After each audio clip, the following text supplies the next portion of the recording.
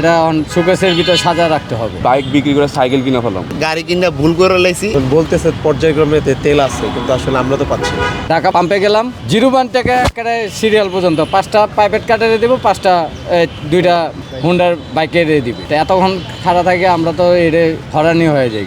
তো হরানির কারণে তো এটা মনে করেন এটা শোকেসের ভিতরে সাজা রাখতে হবে। ভাই বাইক যদি চালাতে না পারে, এখন বাইক বিক্রি করে সাইকেল কিনে ফেলাম। এছাড়া তো আর কোনো ওয়ে দেখতেছি। তেল তো এখন সংকট, এখন তো পাচ্ছি না কোথাও। সরকার বলতেছে তেল আছে, পাম্প মালিকরা বলতেছে তেল নাই, ওনারা পাচ্ছে না। ভুক্তভোগী হয়ে গেছি আমরা জনগণ।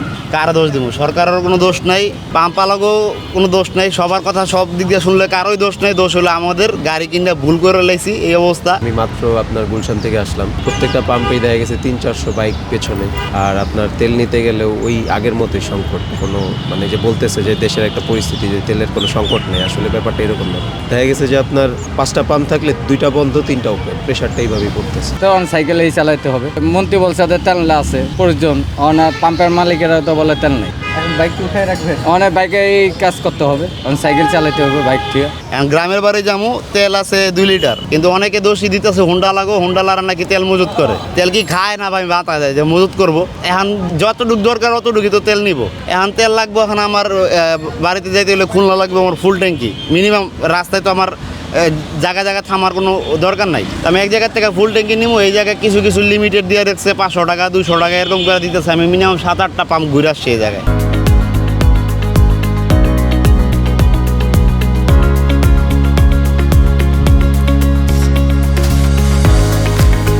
সরকার তো বলছে যে পর্যাপ্ত পরিমাণে তেল আছে। প্যান্ডামিক একটা সিচুয়েশন চলতেছে, এখন বলতেছে পর্যায়ক্রমে তেল আছে, কিন্তু আসলে আমরা তো পাচ্ছি না। মুখে বললেই তো আর হয় না, কাজে তো পরিচয় দিতে হবে।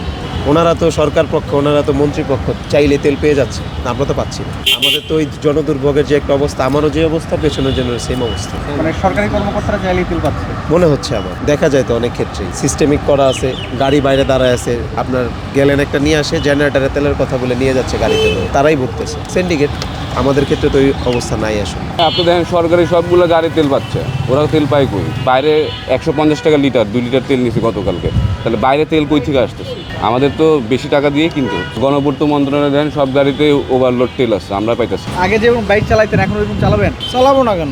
তেল যদি এই ট্যাঙ্কিতে না থাকে ঘরে বসাই রাখবো, আর কি করার আছে। কিন্তু ওই যে তেল নিয়ে অনেকের দেখি যে বোতলের ভিতরে রাখে, এটা দরকার কি? তেল থাকলে চালাবো, না থাকলে চালাবো না, এটা চালাইতে হবে কথা আছে। যারাদের বাইক নাই তারা কি চলে না?